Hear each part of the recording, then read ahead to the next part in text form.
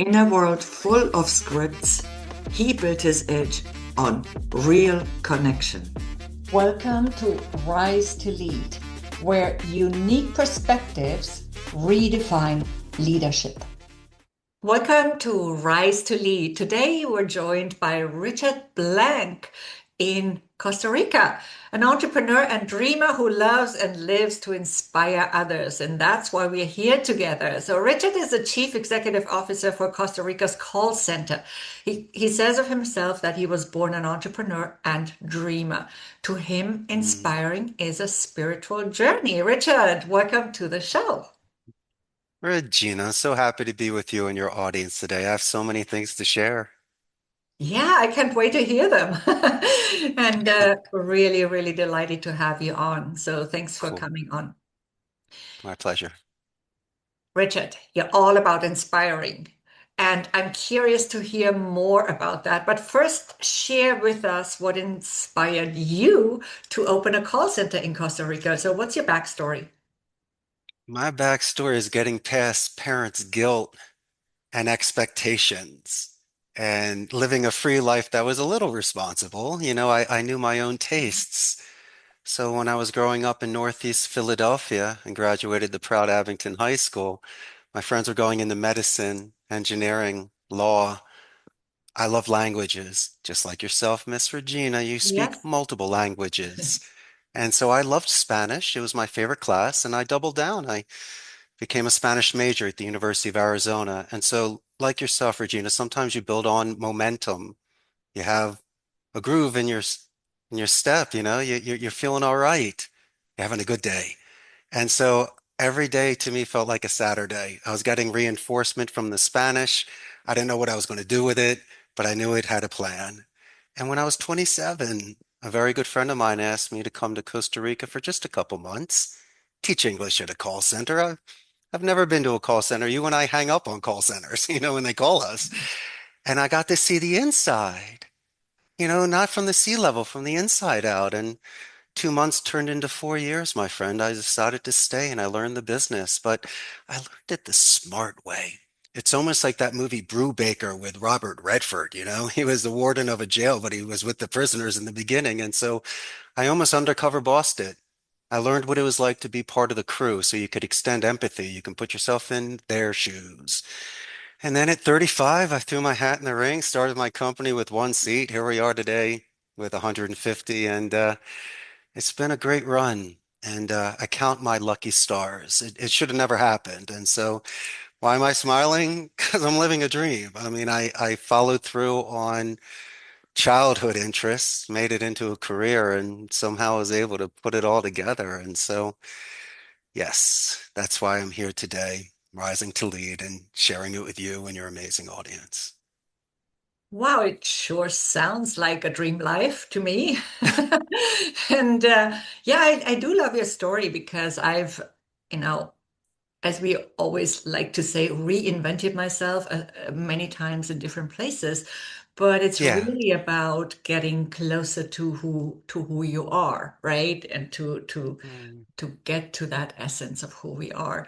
And I love your story because at some point in my life, I just left my well-paying leader job in San Francisco, left that behind. I packed up and flew down to Buenos Aires and simply built and opened a bed and breakfast. Not quite the same, but still, I just followed my heart like you did. So we do have a few parallels there, although I did not learn Spanish in school. I learned that later in life, just before yeah. moving to Spain. But yeah, lots of things in common for sure. It's like an 80s B movie. You take someone from another world, throwing them somewhere else. There's some hijinks and fun, And how about this? And you know this, Regina, being an expat and a world traveler, that if you go somewhere with good intentions and you smile, you don't need to speak their language. People will embrace you. You pay attention. Sometimes it's like living in the now. Today we're so distracted, but when you're abroad, you're on your toes. So every minute is a solid 5 minutes of just life. And you're drinking it. And at the end of the day, you're exhausted because it's like a final exam. You took in so much and you grew. so much. It's shedding skin is kind of the way I'm seeing it. It's you're getting out of that crazy bubble that we're all so used to. And you know what it is, Regina? It's making yourself vulnerable. I put myself out there. Not Absolutely. everybody likes call centers or Spanish or things like that, but you know what? I'll wear those scars. I'm proud of it. That's who I am today. Yeah, and talking about call centers, I visited one in Durban once, actually, in South Did Africa, you? which was quite interesting. And Yeah, tell me about it. yeah, it was created to help young people because South Africa has extremely high unemployment and especially youth unemployment. And so it was created to provide work for young people. That was the main objective of it in the beginning, right? Of course, yes, also to do business, but that was actually the reason it originally was was conceived as an idea, right? Of So course. you say inspiring is a spiritual experience. What shifted in you personally that made business more than just business? I don't want to sound goofy by saying it, but sometimes you get the tingles, cosquillas, you get the butterflies. See, A yes. lot of people live their life through their sixth sense and their intuition. It's their guidance, it's their compass, it's where they go. Um, when I had certain feelings, the gods were telling me that this is correct. And it's almost like that riddle that you need to solve in the beginning of your journey, of your hero's journey. And so there was a lot of pressure to not follow that because most people didn't understand it or didn't do it. So I needed to find individuals that could share with me their experiences, which were few to none. And so a lot of it was just dreaming. But I realized this. When you're a child and you break a window, you get in trouble. You know what I mean? And it's not funny or cute. There's a certain stage where you need to be mature and have impulse control and make better decisions where you take into consideration others, not just being selfish. And so, in a sense, I had to leave that security and the comfort that I had and make myself starting out and not as a zero, but building your your growth. And I loved it. You know why, Regina? Because it felt raw. It was real. And how about this? I was at the best age. I was at 27, with all due respect to Jimmy and Janice. Um, that is a special age for people. I always believe that besides having a coming of age when you're 12, you can have one at 27. And I realized that I was on something and I didn't know where it was going to go. But I was just in this whirlwind, so I kept going. So that was my inspiration. I was kind of through a metaphysical way, through a spiritual way, because I'm not too religious and I can't quote things from Zen or Buddha or Taoism, but I've listened to Alan Watts and individuals have inspired me to think. And so what I just wanted to do was just calm and through decompressed stimulation. After about an hour of that calmness, then I could get clarity. And that's how I would make those inspirational decisions. And I hope that made some sort of sense to your audience. Absolutely. I think it does. It certainly does to me. And That's good. You're the it's most important anyway, Regina. You know, I'm the center of the universe. yeah. Hey. As long as Regina likes it, We all I'm are cool with the that. centers of our own universes. So Yeah. yes. So what you said is so hard for people though sometimes to do, right? And that really being present and coming to that place where we can hear our to call it something, our inner voice that wants to guide us, right? Yes, That intuitive voice that actually always is true or has the truth. that's right. So it's not the easiest thing to listen to or to find it. And I want to pick up something else that you said. So you were talking about taking into account people, right? Or taking into consideration people. I can't remember the exact words that you used right now, but I want to pick that up because building a call center, that's really a bet on people, right? So what did you see? specifically also in that environment in Costa Rica that inspired you to do this? And that, I mean, you mentioned the previous experience through the friend that called you, but what did you see maybe in Costa Rica that others were missing? As I mentioned before, those 80s B movies that I love so much, you know, I saw myself at a place where I had a linguistical advantage. I'm a native English speaker. I'm an Anglo-Saxon. Great. What sort of advantage is that? Ricardo Montalban spoke English as well as I did, but he had an accent which made him 10 times cooler. And so, Miss Regina, accents are verbal beauty marks. Your grammar and vocabulary is perfect, but why not have a slight accent, right? A special sauce. And so instead of being like every single call center out there that just grinded, brought you in attrition rates and made you hate it, I wanted to see if I could increase your soft skills, your bedside manner, maybe using certain selective vocabulary to make your delivery more strategic, more diplomatic. And so you're a painting. You're a beautiful painting, not just a print. Anyone can be a print. And that's what most people are in call centers. I'd rather have you make 44 calls a day instead of 100, as long as you're doing the Regina and dancing that beautiful verbal dance. And so I get excited over that. And so when they saw my passion, because it's my wheelhouse, yes, I'm a CEO, but I did it through the ranks. So if anybody wants to challenge me, man, 6 ways to Sunday, I'm going to teach you a lesson there, Skippy.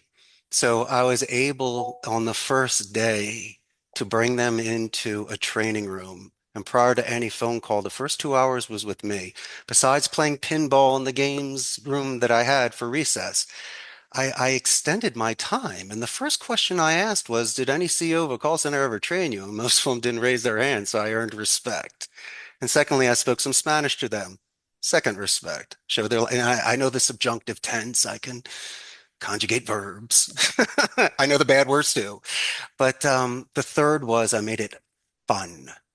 Regina, I would make you stand up, hold the script in the left hand, use your right hand for illustrators. Besides public speaking, you're pitching the script with me. We're going to practice your how fast you speak, how loud you speak, selective pausing. I'm going to teach you open-ended versus closed-ended questions. I'm going to teach you to use the military alphabet and a positive escalation of when a secretary transfers you, you compliment them verbally. I'm going to teach you how to do tie downs and transitionals. And what I'm teaching you to do is simple. I'm not teaching you to lie. And Regina, I'm not teaching you to steal, but forgive me if I'm teaching you conversation manipulation to extend conversation so at least you're able to make your point. So I just want you, my friend, just to buy 30 seconds. That's all, checkpoints. Give me 20, 30-second checkpoints on a 10-minute call.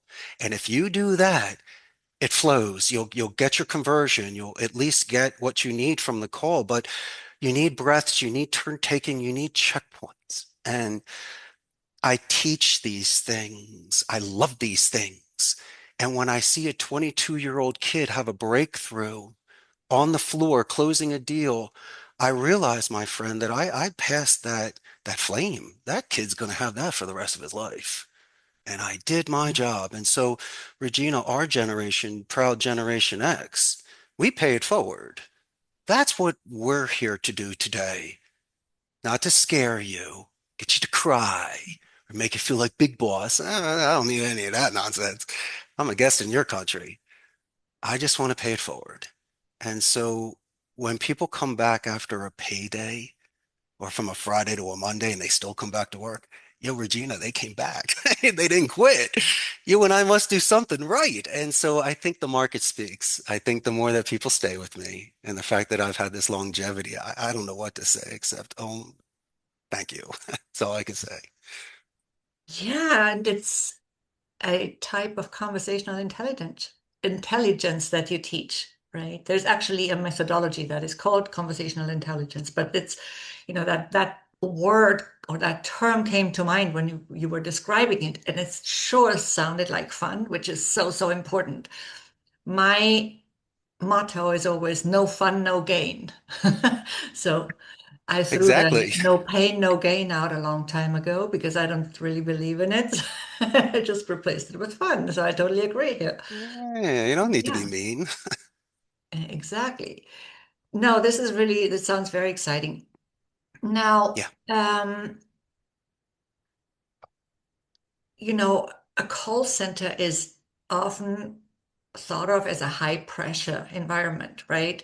Or a high rejection environment, Yes. telemarketing, right? So, what would you say separates leaders who drain energy from those who multiply it? And we already mentioned the fun factor. Is there anything else? Hmm. Yes. What an excellent question, Regina. How about this, my friend? Right bus, right seat. When I first started playing hockey, my favorite sport, I was left wing. I ended up as a goalie. And so I've been a goalie since I was like 7 years old. And so know my space and I know where I belong. I don't need to be the king of the show. I could be 2 minutes in the movie and people still love me. You know, it's all that matters is that you shine when it's your time and it's your moment. And in your time that you're the best you are. I'm trying to sound cliche-ish a little bit and motivational poster, but I needed to take away fear from some of these people. All right. Besides putting you on the right project, I also had to let you know a couple things. I go, are you stealing? No. So don't be afraid of a cop.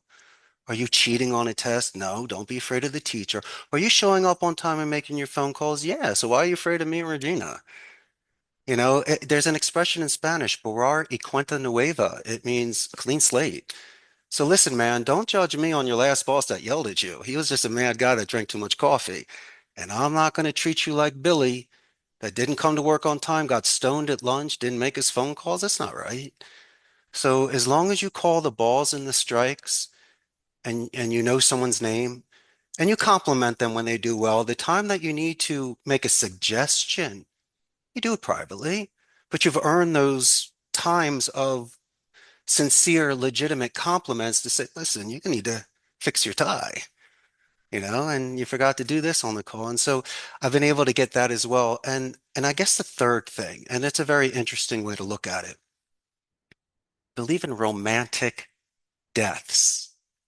You're talking about people getting hung up on, or on the reverse side, the incoming shrapnel of retention or customer service agents that need to save a client. And so you can eliminate all of the distraction and the noise. And the smartest individual can look at things through an arbitrary and neutral, even though there's emotion. That's why surgeons can't operate on their family members unless they really have to. But if I can take any sort of heart pounding third grade playground ego out of it and just look at it through rhetoric and take into considerations outside factors because I don't even know you, then maybe I can break down certain tell signs that they're giving me, which shows they're rushed. I mean, obvious common sense things, but there's other things I've caught, Regina. I've caught spikes and dips. And so I teach them that let's just say it's 30 seconds. And I'm prospecting your Rise to Lead podcast, and I call you, and your secretary answers. At least I would have said, Rise to Lead podcast, how are you today? So at least I said it better than the person who answered it. It's a company name Spike. And you go, hi, this is Regina. Hey, Regina. Richard Blank, nice to meet you. So at least I did a name drop. Regina, just wanted to know if I could speak to the owner. And then let's just say, no, I'm not interested. I'm not going to. Well, anyway, I really appreciate it. You sounded great. But let's just say I get to pass the pitch. Yeah, sure. I'll pass you over to Jimmy. Hey, Regina, I just got to let you know you're awesome. And then all of a sudden the call gets transferred. Hi, this is Jimmy, distracted CEO, hungry for lunch, thinking about his golf score. Hey, just got to let you know Regina's great. I snapped you right out of it. Just like I snapped you out of the company name Spike. They're in a trance. Snap them out of it. It's the first impression. Use your anonymity, not the whole call that's shady. But if I'm going to use 3 seconds of breath, I'm going to say what you know. Rise to Lead podcast. Or, hey, Regina's great. You're so lucky to have her. And it takes a defense from a 10 to a 6, and you take that 4 in physics and move it into forward momentum, and at least it gives you another 30 seconds. You just anchored. Regina, at least you get one more shot at it. You at least need two Right. pulls. And so it gives my agents, even if they get hung up on, what happens is, and this is the way I look at it, it's they're jumping clouds. Hmm. And if you can do that 150 times a day, you'll catch a few. But the rest of the time, you've done por lo menos at least a beautiful, solid introduction. The body conclusion, I don't know. Who the hell knows about that? But I'll land you the intro, at least Regina's intro, and we'll see where it goes from there. How does that sound? Yeah, great. It reminds me of pattern interruption, right? It is a form of it, for sure. Before we move on, a quick shameless plug. If you're leading a business or leading people inside one, but somewhere along the way stopped having a life outside of work, that's exactly what I work on with my private coaching clients. The work will keep taking every hour you give it. If you're ready to change that, book a conversation with my team at tinyurl.com/TYP. And Yeah, also, I think what it does, Richard, is it helps people who do the work feel better while doing it. And that is also really, yes. really important because even if somebody hangs up on you, you still control your own way of speaking, your own way of feeling while you do it, right?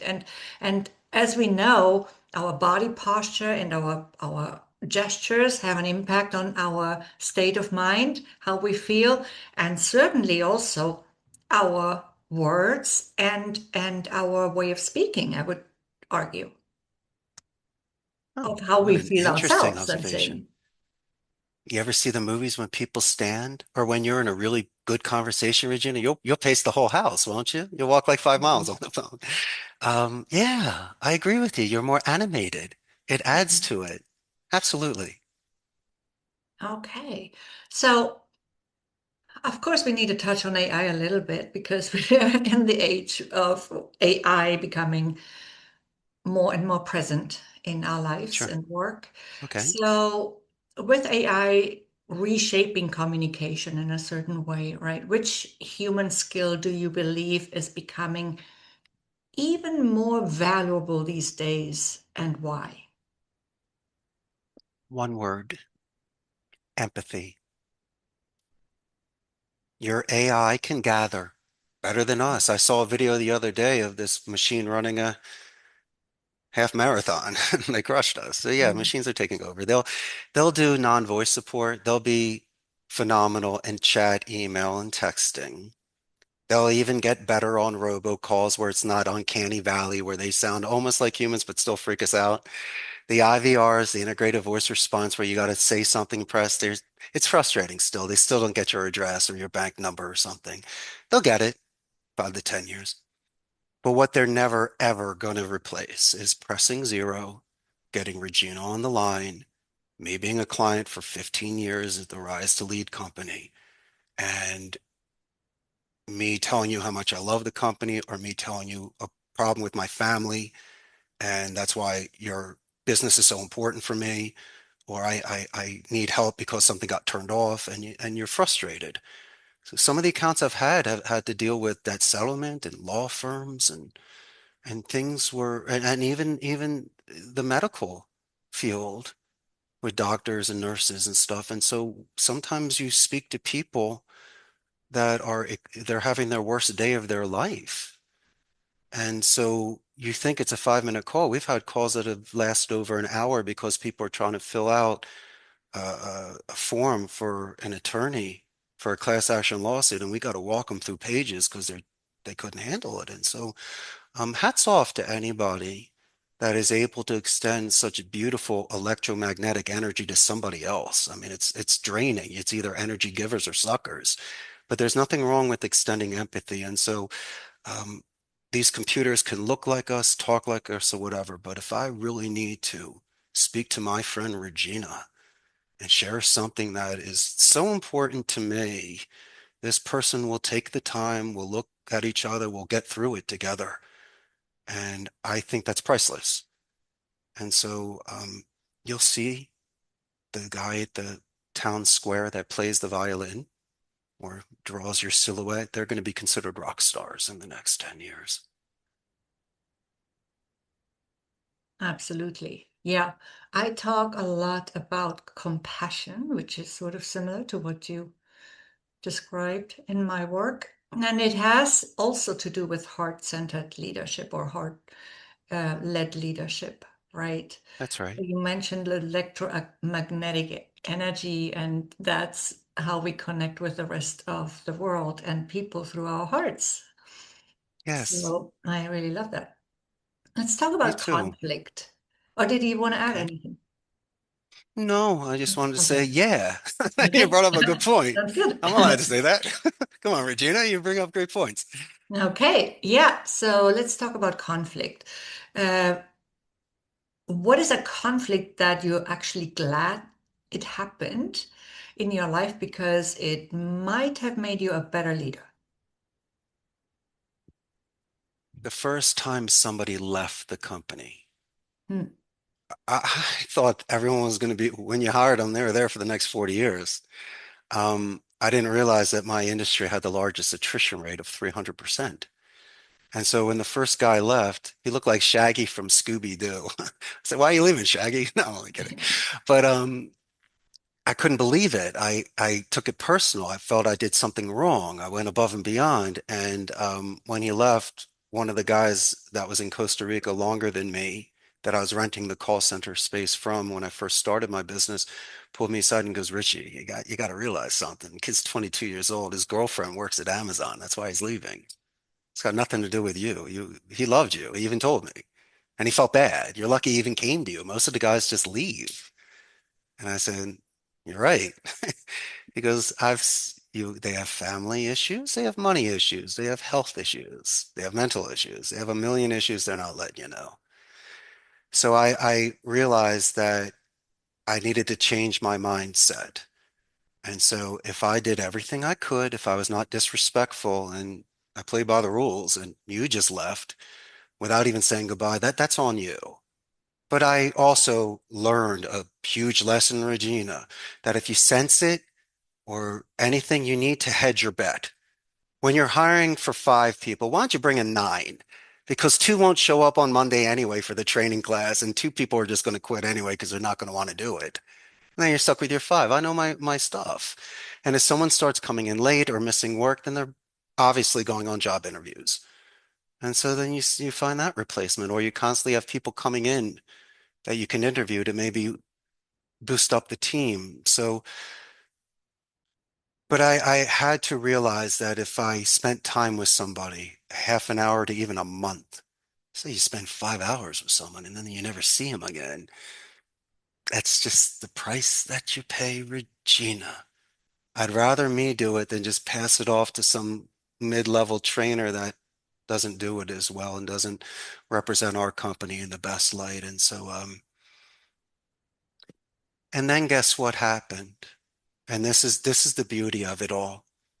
I've been here 25 years. I've trained over Right. 10,000 people. I bump into people at the mall. And so Yeah.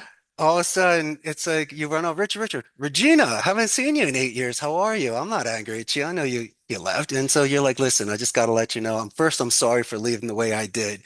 But I also got to let you know what you taught me was great. I'm over at XYZ company. I'm doing well.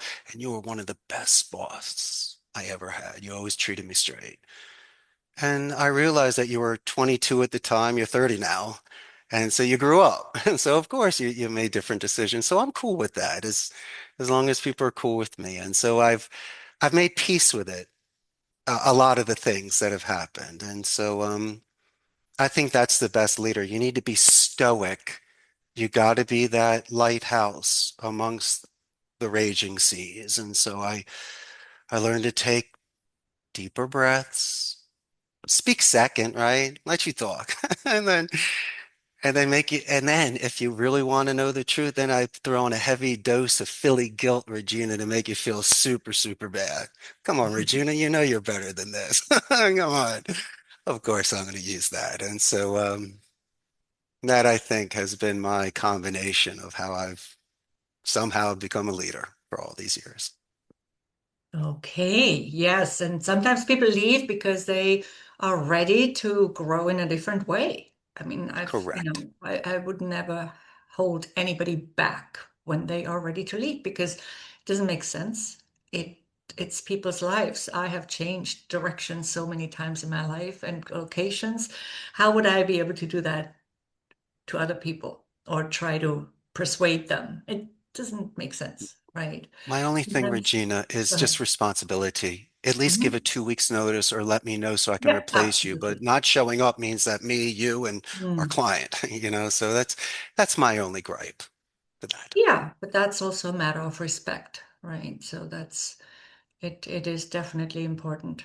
Absolutely. Yeah, So do I remember well that I saw gamification somewhere in in your materials? absolutely you did. I'm glad you brought it up. What do you Okay, want to let's know? talk about that. And pinball machines. So, what does that unlock in adults that other types of leadership or management would not be able to unlock, maybe?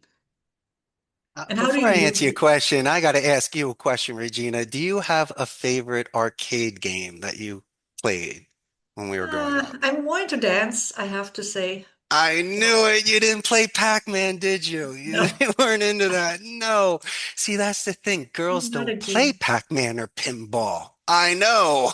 So, I played okay. billiards sometimes when in many years ago, but and I still sometimes do when I travel, and all of a sudden I encounter a billiard pool, but otherwise, no, not so much. But go ahead. You run the table like Fast Eddie. That's great. Um, well, you do remember in the 70s and 80s when it first started getting very popular, how amazing these game rooms were, not just the penny arcades, they really started expanding. And so um, it was expensive when I was a child. It's the kind of thing that was like a novelty. You were lucky if you got to play them.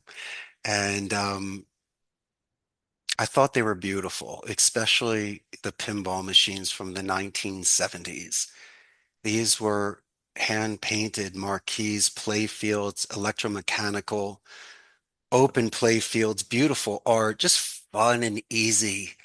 I loved it. And so I'm here in Costa Rica and I have this huge call center. And, I check on Craigslist and Facebook. All of a sudden, this arcade's going out of business. Guy's selling like 9 machines.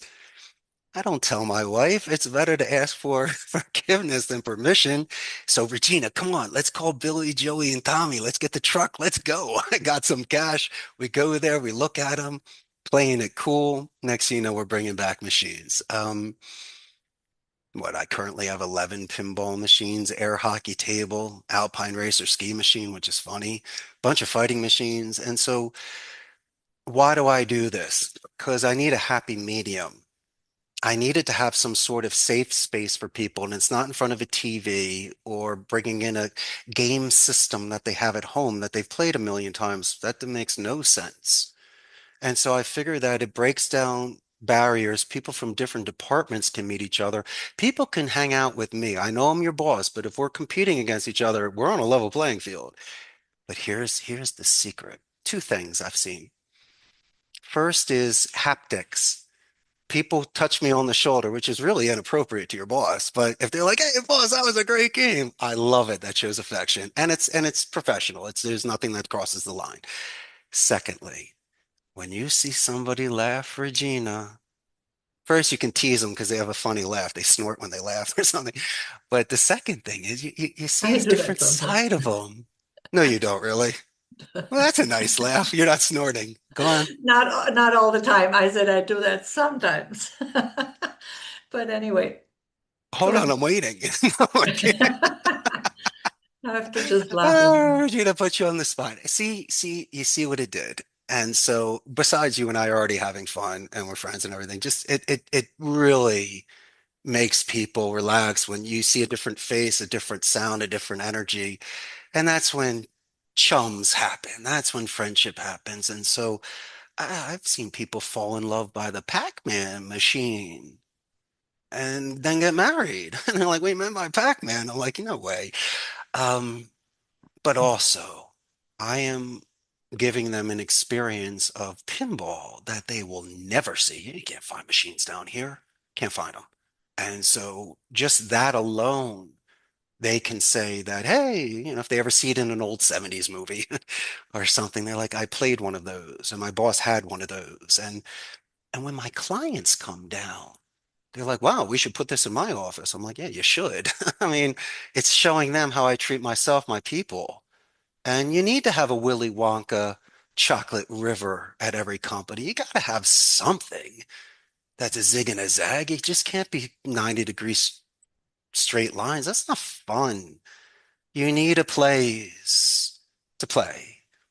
And that was my biggest thing was finding those machines and getting them. And it was so much fun, Regina, treasure hunting. And when you get them, you got to drive a couple hours back. It's just so victorious, like a 10-year-old. Can't wait to plug it in and play. And so it's keeping me young. I'm having fun. And I'm okay with that. That is my true taste. I'd rather have 5 pinball machines than a Rolex. How's that sound? So anyone wants to trade, I'll Great to take them. me. Great to me. Yeah, yeah. So, so yeah, apart from saying, oh, my boss had a pinball machine, what else would you like your team to say about you in, let's say, 10 years? Very simple. He was really handsome. I'm only kidding. Um, that I knew their name. They could say I cared or not cared. I know I did. That I knew their name and the fact that I definitely spent time with each and every one of them. Is it something that's good or bad? Probably not. It probably doesn't mean anything. I think their favorite boss is the one that paid them the most and gave them the most time off. But a few people will see that I'm a guest here.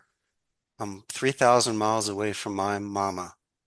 I learned your language in college. I invested my youth in preparing for this journey. I got here through kicks and giggles. I learned this business while working at my friend's center, which was just a random chance anyway, because he needed Richie to come down and teach something. He didn't need me to teach English. I was in between jobs. He says, why don't you just come down and hang out for a little bit with your college buddy? I got a company. Teach some English. And little did I know I had to make an argument to stay. And here's the best part, Regina. If I didn't stay, I wouldn't have met the girl of my dreams. I've been married for 25 years. And so um, that's the best gift that came out of all of this. That you see a kid, if they look at me, they're like, there's no way that my parents handed this to me. And how about this? Now, I think about this quite often. What if? What if, Regina, you and I stayed in Philly or Arizona or whatever and got in the family business or used all of our contacts, all of them, in our networking in the States? What would have happened? Or as you did in Argentina and I did in Costa Rica, you just leave everything. You start from scratch and you see if you could build something. Oh my God, it's so much sweeter. It's so much better. It's so organic. It was made from magic. And I think that that's when money doesn't even matter at that stage. You're looking at someone's courage and what they're willing to do. As John Wayne says, Regina, die with your boots on. Hey, kiddo, you were willing to go for it. In fact, I would have loved to have done a Airbnb or bed and breakfast compared to a call center. It sounds like so much more fun. And you did it right. You did it your way. And so you said it earlier, we got a lot of things in common. Yes, we do. We were two dreamers that realized that life is a gift and you sometimes need to walk alone. Hmm? And it's okay if someone thinks differently. It's just their own, as you said, they're not willing to have that breakthrough where they're willing. You said one of the deepest things I've heard, they're just willing to find themselves. And that's not for you and I to do. We can't get that out of them. All we can do is show them that we found the way in our own wiggle way. We wiggled. We found our way. I don't know how, but we did it. Um, there's no book for it, and you know that, Regina. We can give 1,000 bits of advice. All I'm asking you to do is to move left and move right if there's something in your way. That's all I'm asking you to do. And pace it at your own speed. And smile while doing it. It's almost like the Tarot Fool card. You're allowed to smile while walking off a cliff. You should enjoy life like that. Every day's your last. And so I kind of looked at it like that as well. That's what my go-go juice to keep me going. Okay, wow. Yeah, it's really a beautiful way of saying this. So, talking about Thank you, Regina. smiling, though, I don't know, Yeah. maybe you always smile, Richard, but maybe not. So, when you're not at your best, what's your personal reset to get back into your smiley alignment as a leader?